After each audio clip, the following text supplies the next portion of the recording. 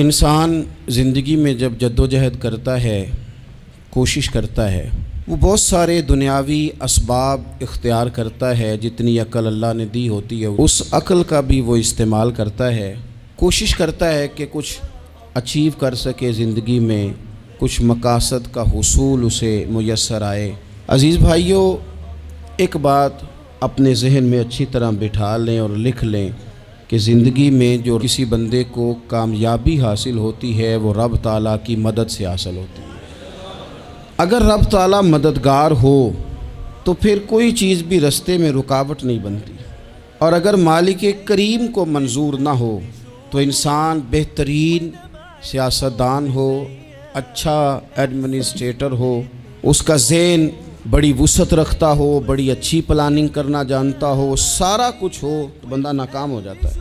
مسلمانوں کو جتنی کامیابیاں ملیں ان کا پس منظر صرف اتنا تھا کہ اللہ تبارک و تعالیٰ نے اپنے بندوں کی مدد فرمائی، اور اب تعالیٰ نے قرآن مجید میں اس حقیقت کا بیان کیا، فرمایا بل اللہ مولاکم، فرمایا بلکہ اللہ تمہارا مولا ہے، وَهُوَ خَيْرُ النَّاصِرِينَ، اور وہ بہترین مددگار ہے۔ وہ جو رب تمہارا مولا ہے وہ بہترین مددگار ہے، اور اگر وہ مدد کرے تمہاری، سورہ آل عمران میں آگے جا کے ارشاد فرمایا اگر اللہ مدد کرے تو پھر تم پر کوئی غالب نہیں آ سکتا، اور اگر وہ تمہاری مدد چھوڑ دے تو پھر کوئی تمہاری مدد کر سکتا، کوئی مدد نہیں کر سکتا۔ بدر کی جنگ بھی اور فتح مکہ بھی رمضان المبارک میں ہوا ہے۔ میں دونوں پر غور کر رہا تھا تو ایک نیا مضمون میرے ذہن میں آنے لگا۔ بدر کی جو جنگ ہے اس میں بھی ایک عجیب انقلاب آیا ہے کہ 313 نے 1000 سے مقابلہ کیا، اور جن 1000 سے مقابلہ کیا وہ اسلحے سے لیس تھے، اور یہ جو 313 ہیں ان کے پاس 6 زرہیں، 8 تلواریں، چند گھوڑے، لیکن اللہ نے کامیابی دی تو خود رب نے بیان کیا کس طرح دی، فرمایا وَلَقَدْ نَصَرَكُمُ اللَّهُ بِبَدْرٍ وَأَنْتُمْ أَذِلَّةٌ۔ وہ کامیابی اس طرح ملی ہے کہ رب نے تمہاری مدد کی تھی، تم تو کمزور تھے، اللہ نے بدر میں تمہاری مدد کی، تم جیت گئے۔ وَلَقَدْ نَصَرَكُمُ اللَّهُ بِبَدْرٍ وَأَنْتُمْ أَذِلَّةٌ، اللہ نے بدر میں تمہاری مدد کی، تم تو کمزور تھے۔ پھر فتح مکہ نصیب ہوئی تو اس میں بھی بہترین منصوبہ بندی نبی پاک علیہ السلام نے فرمائی، بہترین حکمت عملی حضور نے اپنائی، لیکن ہمیں جو اللہ رسول نے بات سمجھائی وہ کیا ہے؟ اذا جاء نصر اللہ والفتح، فرمایا جب اللہ کی مدد آئی اور فتح نصیب ہو گئی۔ یہ اللہ نے مدد فرمائی تمہاری، یہاں بھی فتح مکہ بھی اللہ کی مدد سے، جنگ بدر بھی اللہ کی مدد سے۔ وہ جو مدد ہے اللہ تعالیٰ کی، جب وہ ہم یہ کرتے ہیں کہ ہم اپنی ساری زندگی سیاست کی نظر کر دیں۔ ہماری سیاست صرف ملک میں نہیں ہوتی، ہماری سیاست خاندان میں بھی ہوتی ہے، ہم گھر کے اندر بھی سیاست کرتے ہیں، ہم کسی خاص طریقے سے لوگوں کو اپنے پیچھے چلانا چاہتے ہیں، ہم ایک خاص اسلوب اختیار کرتے ہیں کہ لوگ ہمارے پیچھے چلیں۔ اس کا نقصان ہمیں یہ ہوتا ہے کہ سیاست جو ہوتی ہے یہ شطرنج کے ہیر پھیر کی طرح ہوتی ہے، تو اس کے راز بڑی جلدی کھلنے لگ جاتے ہیں، پتہ چل جاتا ہے کہ بندہ مخلص نہیں تھا، سیاست کر رہا تھا، طریقے سلیقے سے اس نے جوڑ کے رکھا ہوا تھا۔ ہم ہر جگہ سیاست کے بل بوتے پر چیزوں کو لے کے چلنا چاہتے ہیں، سیاستیں ناکام ہو جاتی ہیں، سیانے لوگ فیل ہو جاتے ہیں، بچتا صرف وہی ہے جس کے پیچھے رب تعالیٰ کی مدد شامل حال ہوتی ہے۔ اپنی زندگی کے اندر ہم جو کچھ بھی کر رہے ہیں، جس شعبے سے بھی ہمارا تعلق ہے، آج ہم نے اس بات پہ غور کرنا ہے کہ پہلے تو یہ غور کر لیں کہ جو کام ہم کر رہے ہیں کیا وہ کام ایسا ہے کہ اس میں اللہ کی مدد ہمیں ملے گی؟ اگر آپ کوئی معاذ اللہ ناجائز کام کر رہے ہیں، فعل حرام کا ارتکاب کر رہے ہیں، تو اس میں تو مدد الہی آئے گی نہیں۔ پہلے تو یہ دیکھیں جو کر رہے ہیں وہ کام مدد الہی والا ہے، اور اگر اللہ تعالیٰ کی مدد والا وہ کام ہے پھر اس پر غور کریں کہ کیا ہم نے مالک سے مدد کا سوال کیا ہے، ہمیں مدد میسر آ رہی ہے۔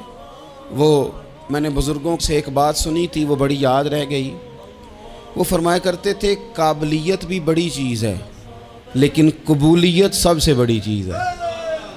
قابل ہونا بھی بڑی بات ہے لیکن زیادہ بڑی بات یہ ہے کہ اس کی بارگاہ میں قبول بھی ہے کہ نہیں۔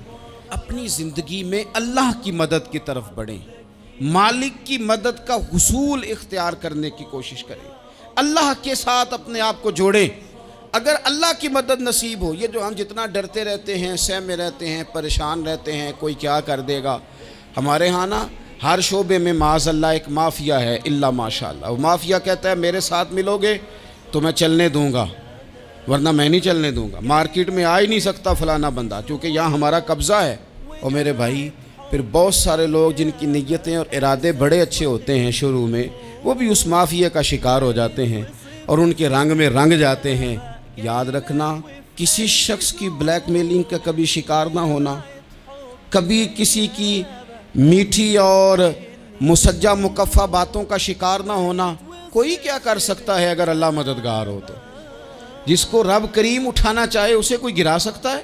ہم یہ ڈرے ڈرے سہمے پریشان فیصلہ کرنے کی طاقت نہیں، مجھے چلنا چاہیے کہ نہیں، اٹھنا چاہیے کہ نہیں، کرنا چاہیے، اٹھ باندھ کمر کیوں ڈرتا ہے؟ پھر دیکھ خدا کیا کرتا ہے۔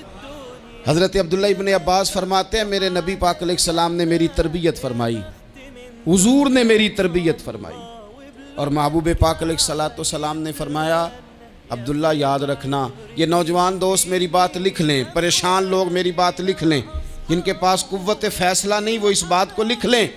حضرت عبداللہ ابن عباس فرماتے ہیں میرے نبی پاک علیہ السلام نے مجھ سے فرمایا تھا عبداللہ سن، اگر ساری دنیا مل کے تیرا کوئی نفع کرنا چاہے، کر نہیں سکتی جب تک میرے رب کی رضا نہ ہو، اور فرمایا ساری دنیا مل کے تیرا کچھ بگاڑنا چاہے تو عبداللہ بگاڑ نہیں سکتی جب تک رب کریم کی حکمت کا تقاضا نہ ہو۔ لوگوں سے ڈرنا، لوگوں کی طرف دیکھنا، ماحول دیکھ کے اپنے راہ کا تعین کرنا، ہر بندے کے خیالات کے مطابق ڈھلنے کی کوشش کرنا، فلانا نہ ناراض ہو جائے، فلانا نہ ناراض ہو جائے، وہ جس نے ہونا ہو جائے، بس رب رسول ناراض نہ ہو۔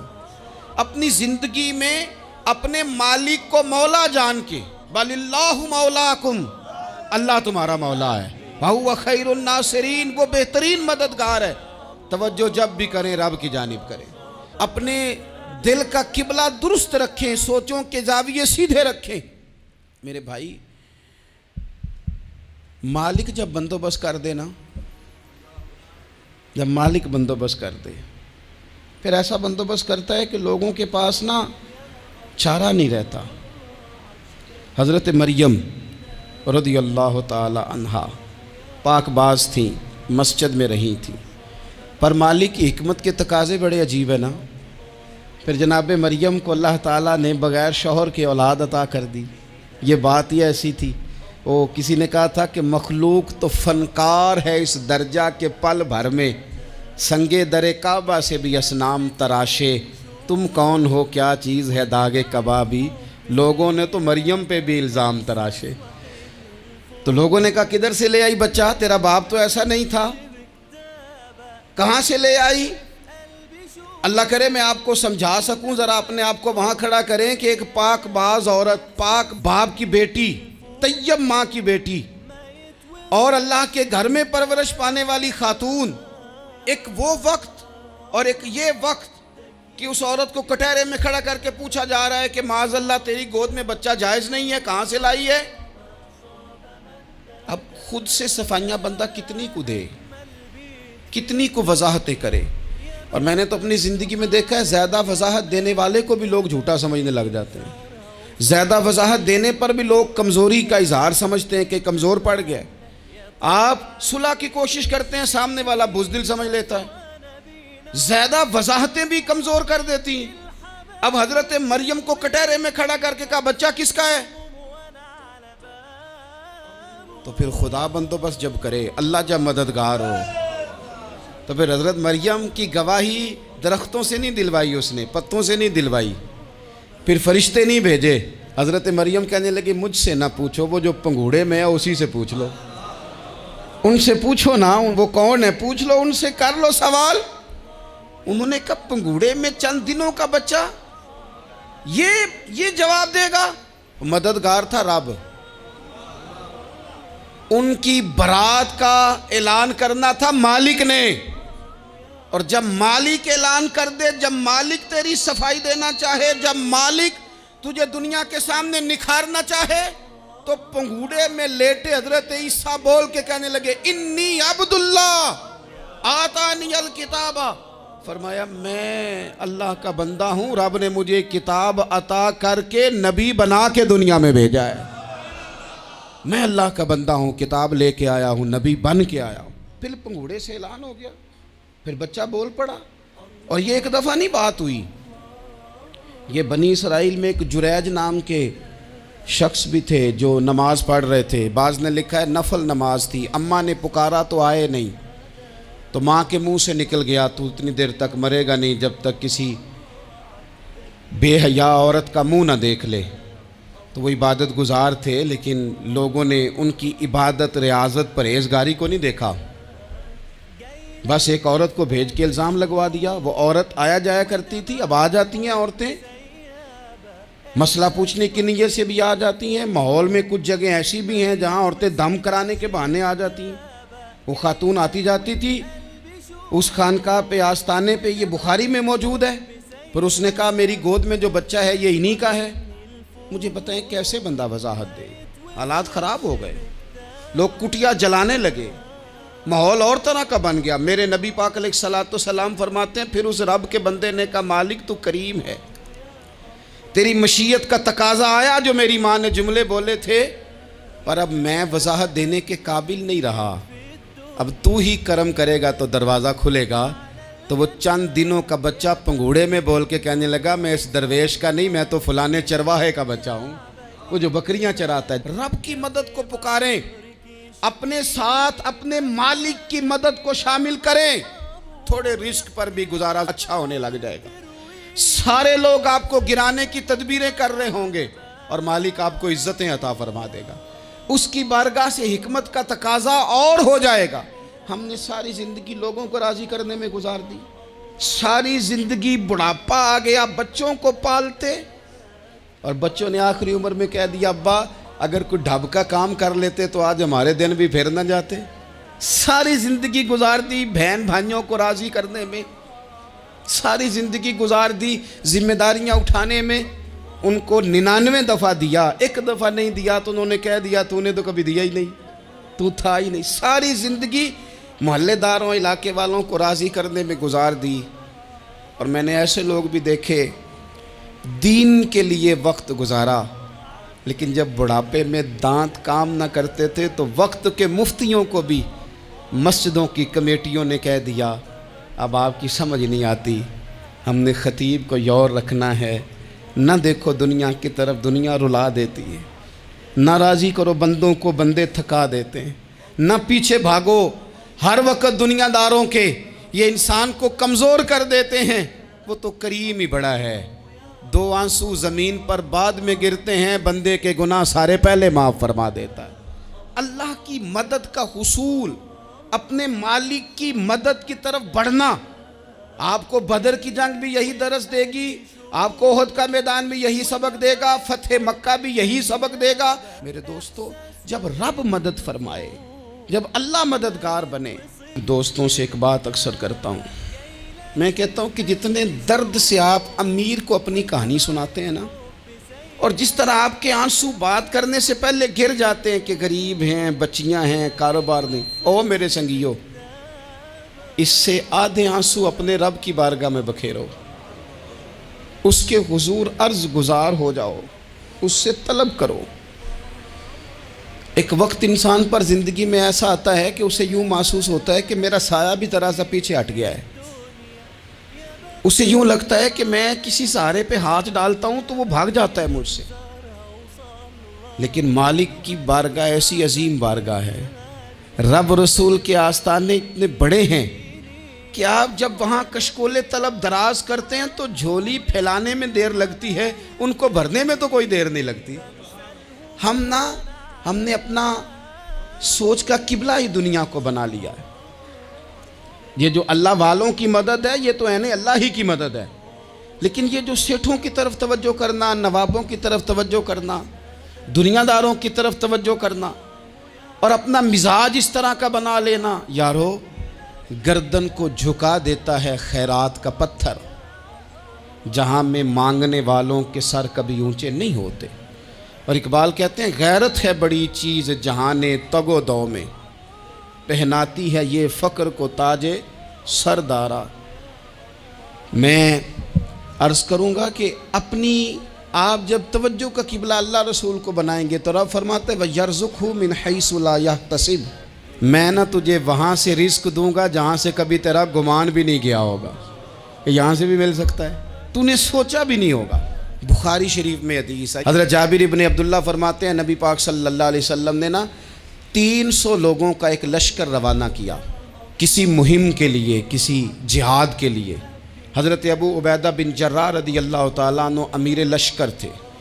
فرماتے ہیں غربت اتنی زیادہ تھی، بھوک اتنی زیادہ تھی کہ ایک ایک کھجور دن میں ایک وقت کھانے کو ملتی تھی، اور کچھ دن ایسے آئے کہ اب کھجور بھی نہیں مل رہی۔ فرماتے ہیں اتنی زیادہ بھوک لگی مجاہدین کو 300 بندہ پتے کھا کے گزارا ہونے لگ گیا۔ یہ بخاری میں موجود ہے۔ آپ فرماتے ہیں کہ دریا کے کنارے ہمارا پڑاؤ تھا، ٹھہراؤ تھا، جب بھوک سے نڈھال ہو گئے نا، وَيَرْزُقْهُ مِنْ حَيْثُ لَا يَحْتَسِبُ، اللہ وہاں سے روزی دیتا ہے، گمان بھی نہیں ہوتا۔ فرماتے ہیں ایک مچھلی اللہ تعالیٰ نے دریا کے کنارے بھیجی، فرماتے ہیں وہ تھی تو مچھلی پر پہاڑ جتنی تھی۔ بخاری میں لفظ ہیں، حضرت جابر ابن عبداللہ رضی اللہ تعالیٰ عنہ فرماتے ہیں 300 آدمی 18 دن تک اس مچھلی کو کھاتے رہے، مچھلی ختم ہی نہیں ہوئی۔ مچھلیاں نہیں، مچھلی کہتے ہیں 18 دن 300 بندہ کھاتا رہا، مچھلی ختم ہی نہیں ہوئی۔ اور فرماتے ہیں کہ اس کی ہڈی نکال کے، کانٹا کہیں گے آپ اپنی زبان میں، کہتے ہیں وہ نکال کے نا تو اس کو کھڑا کیا نا جب، تو اونٹ کجاوے سمیت اس کے بیچ سے گزر جاتا تھا، 2 اس کے کانٹے جوڑے۔ فرماتے ہیں وہ اس کا گوشت ہم کھاتے تھے اور اس کی چربی بطور تیل کے ہم جسموں پہ ملتے تھے، بیماروں کو اس سے سکون آتا تھا، تندرستی شفا ہوتی تھی۔ فرماتے ہیں ہم کھایا بھی ہم نے، اور کچھ لے کے ہم مدینے بھی گئے، اور قربان جائیں نبی پاک نے بھی اس میں سے کھایا۔ ہم نے عرض کی حضور یہ معمہ کیا ہے، یہ ماجرا کیا ہے؟ تو محبوب نے فرمایا تمہارے پاس غذا نہیں تھی، رب نے تمہارے لیے بندوبست کیا ہے، اللہ نے تمہیں دیا ہے۔ مکان شروع کر لیا، ایک صاحب نے وہ مکان بنانے لگے، آپ وہ حساب لگا رہے ہیں، کہتے ہیں میرے پاس اتنے پیسے ہیں، اتنے میں نے فلانے دوست سے کہنا ہے اس نے دے دینے، اتنے فلانے رشتہ دار سے کہنا ہے اس نے دے دینے، اتنے فلانے سے کہنا ہے اس نے دے دینے۔ یہ ساری کاپی بنا کے مکان شروع کر لیا۔ جو روز کہتا تھا نا کوئی حکم ہو جاتے 10 سب سے پہلے اس کو کہا میاں پیسے چاہیے دن، وہ کہندا ہو کل ہی منڈا ٹوریا ہے، کدے تو پرسوں 10 داتے لب جانے سن۔ میں آپ کو اپنے تجربے کی بات بتا رہا ہوں۔ جن لوگوں کا خیال ہوتا ہے نا کہ آپ سٹارٹ کریں فلانا کام، ہم آپ کے ساتھ ہیں، اللہ کا ہی کوئی نظام ہے، وہ بالکل بھی نہیں ساتھ ہوتے۔ لیکن ایسا نہیں ہے کہ کوئی ساتھ نہیں ہوتا، اللہ تعالیٰ بڑے اسباب پیدا کرتا ہے، وہاں سے دیتا ہے جہاں سے گمان بھی۔ ہمارا یہ ذہن بن جاتا ہے ہم ساری اپنے حساب سے چلتے ہیں، اتنے رشتہ داروں سے، اتنے، کون آپ کے ساتھ چلے گا؟ سوال ہی نہیں پیدا ہوتا۔ یہ سارے کام چھوڑ کے سب سے پہلے 2 رکعتیں پڑھو، اپنے رب کی بارگاہ میں، رسول کائنات کی بارگاہ میں گزارشات اور استغاثے پیش کرو، وہاں سے خیر طلب کرو۔ دنیا دار کیا دیں گے، کیا دے سکتے ہیں، کیا حیثیت ہوتی ہے کسی؟ اللہ کہتا ہے وہاں سے دوں گا۔ تو جو اللہ مال دے وہ لینا چاہیے کہ رشتہ داروں کا مال دیکھنا چاہیے؟ جو اللہ دے وہ لینا چاہیے کہ سیٹھوں نوابوں کی جیبیں دیکھنی چاہیے؟ جو اللہ دے وہ قبول کرنا چاہیے یا دیکھنا چاہیے کون سا آدمی کہاں پہنچ گیا؟ چھوڑو، اپنی مٹی پہ چلنے کا سلیقہ سیکھو۔ کسی کے سنگ مرمر پہ چلو گے تو پھسل جاؤ گے، پھسل جاؤ۔ اس پر ایک اور بات عرض کر دوں، صحیح بخاری سے، مسلم سے ایک اور بات۔ کچھ چیزیں ایسی ہیں جن سے اللہ کی مدد آتی ہے، مدد ملتی ہے۔ ایک چیز ان میں سے ایسی ہے جس سے بہت مدد نازل ہوتی ہے، وہ ہے کہ جب رب آپ کو دے نا تو پھر آپ بھی اس کے رستے میں دیں، پھر مدد آتی ہے، پھر اور آتا ہے۔ بخاری مسلم میں حدیث ہے، یہ زیادہ ہی توجہ طلب امر ہے، اس پر آپ غور کریں گے۔ حضرت ابو ہریرہ فرماتے ہیں کہ نبی پاک علیہ السلام نے فرمایا ایک شخص نے بادلوں کے اندر سے آواز سنی کہ فلاں آدمی کا کھیت اور باغ خشک ہو گیا ہے، وہاں برسو اور اس کے کھیت کو سیراب کرو۔ وہ بڑا حیران ہوا کہ بادل سے آواز آ رہی۔ پھر اس نے دیکھا کہ ایک پہاڑی پر بارش ہوئی، وہ بادل وہاں برسا، پھر نالیوں سے ہوتا ہوا پانی ایک طرف چلا تو جس نے آواز سنی تھی حضور بیان کر رہے ہیں، وہ بھی پیچھے پیچھے چلا کہ پانی کدھر جا رہا ہے۔ اس نے جا کے دیکھا کہ ایک مقام پہ ایک باغ کو وہ پانی لگ رہا ہے اور ایک آدمی وہ پانی لگا رہا ہے۔ اس نے اس سے پوچھا تیرا نام کیا ہے؟ اس نے کہا کیوں؟ کہنے لگا بتا نا۔ اس نے نام بتایا تو کہنے لگا یہی تو وہ نام ہے جو میں نے بادلوں کے اندر سے سنا ہے کہ فلاں کے کھیت کو پانی دے دو۔ اس نے کہا یار تو کیا عمل کرتا ہے کہ اسپیشل تیرے لیے بارش برسے؟ یہ بخاری پڑھ رہا ہوں، سیاستہ سے حدیث عرض کر رہا ہوں۔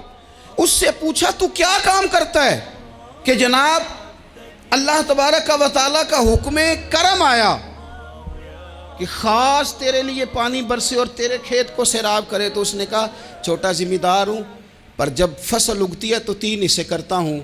ایک حصہ اپنے بال بچوں پہ، بہن بھائیوں پہ خرچ کرتا ہوں، ایک حصہ پورا، اور ایک حصہ دوبارہ کاشتکاری پہ لگاتا ہوں، اور تیسرا حصہ خالص میں نے مسکینوں، یتیموں اور غریبوں کے لیے رکھا ہوا ہے۔ وہ جو تیسرا حصہ اللہ کرے آپ سمجھے، وہ رب کے بندوں پہ تیسرا حصہ خرچ کرتا ہے نا، تو کریم مالک نے فرمایا جہاں سے غریب کا حصہ جاتا ہے وہ کھیت خشک نہیں رہنا چاہیے، وہ جہاں سے مسکین روٹی کھاتے ہیں وہ خشک نہ رہے، جہاں سے یتیموں کو کچھ آتا ہے کہیں اس کی فصل رہ نہ جائے۔ میں اور آپ بھی اگر اپنے مال میں مسکینوں، یتیموں، غریبوں کے حصے رکھ لیں گے تو فصلیں خشک نہیں رہیں گی، ان کے اندر تازگی آئے گی، نور آئے گا، کرم آئے گا، خاص کر خدا کی رحمت برسے گی۔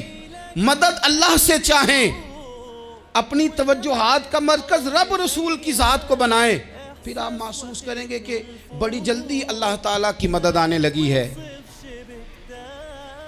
کبھی آپ صرف کہہ دیں نا میرا رب میرے ساتھ ہے، اس لفظ میں اتنی طاقت ہے کہ دشمن ویسے زہر ہو جاتا ہے۔ زندگی میں کسی سے بھی لڑائی ہو، اچھی طرح سوچ لیں کہ اللہ اس طرف ہے یا اس طرف ہے۔ اگر آپ زیادتی پہ ہیں تو پھر رب مظلوم کی جانب ہے۔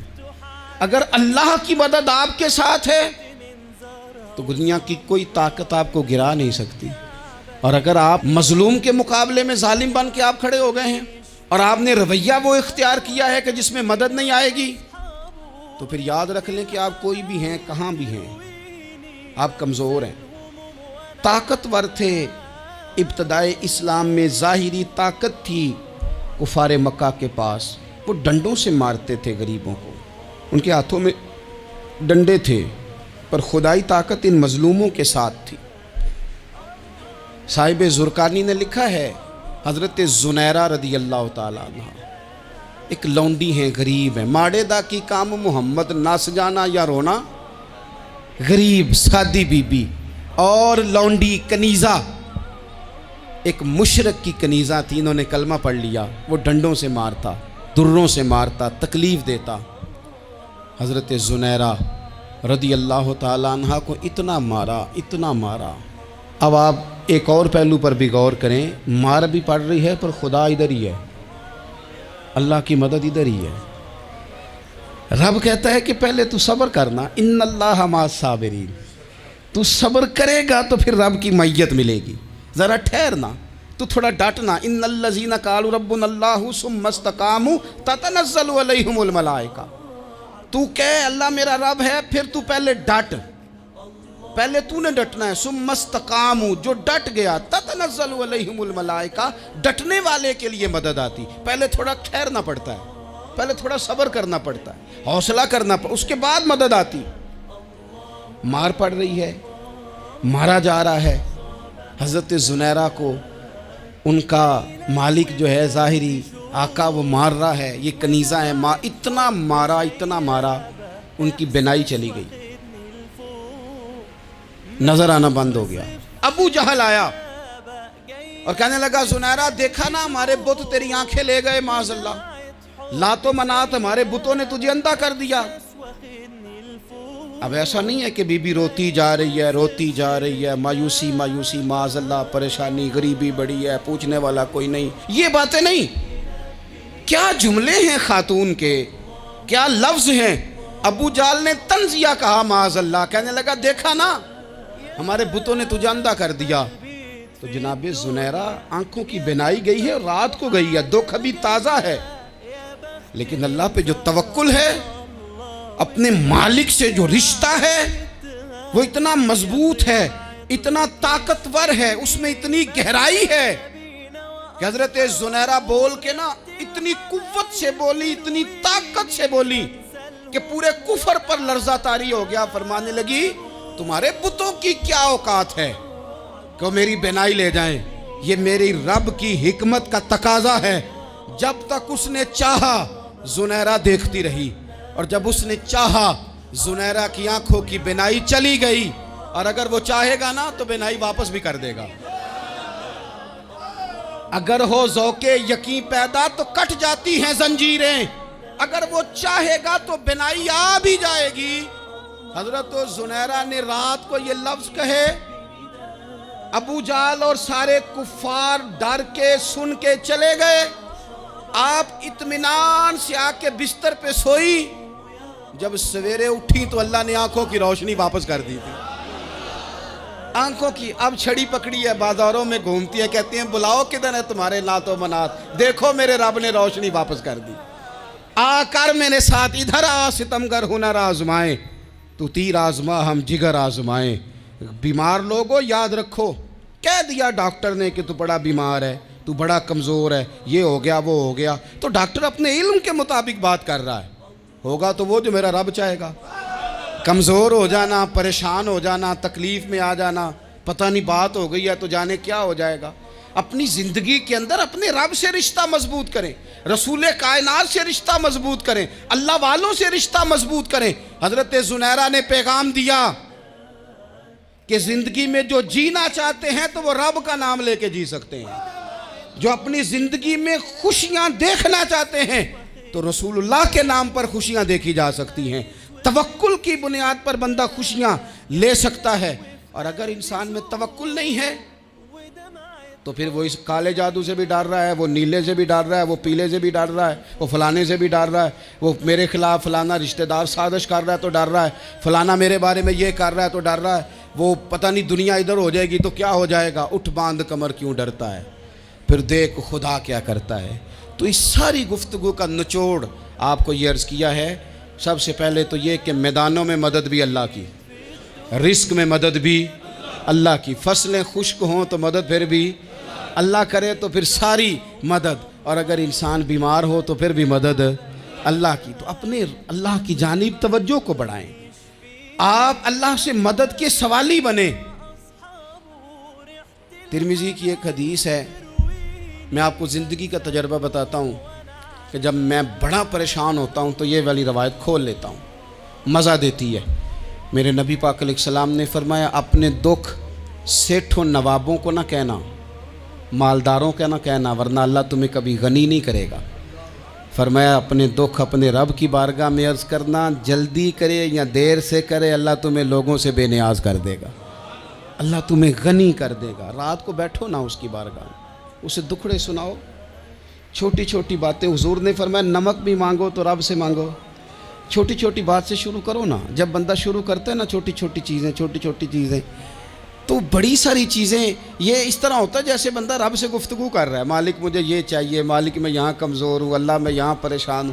آپ یہ کر کے تو دیکھیں، لمبی لمبی دعائیں مانگ کے تو دیکھیں، اس کے حضور جوڑ کے تو دیکھیں، آپ دیکھیں گے راحت کتنی ہے، سکون کتنا ہے۔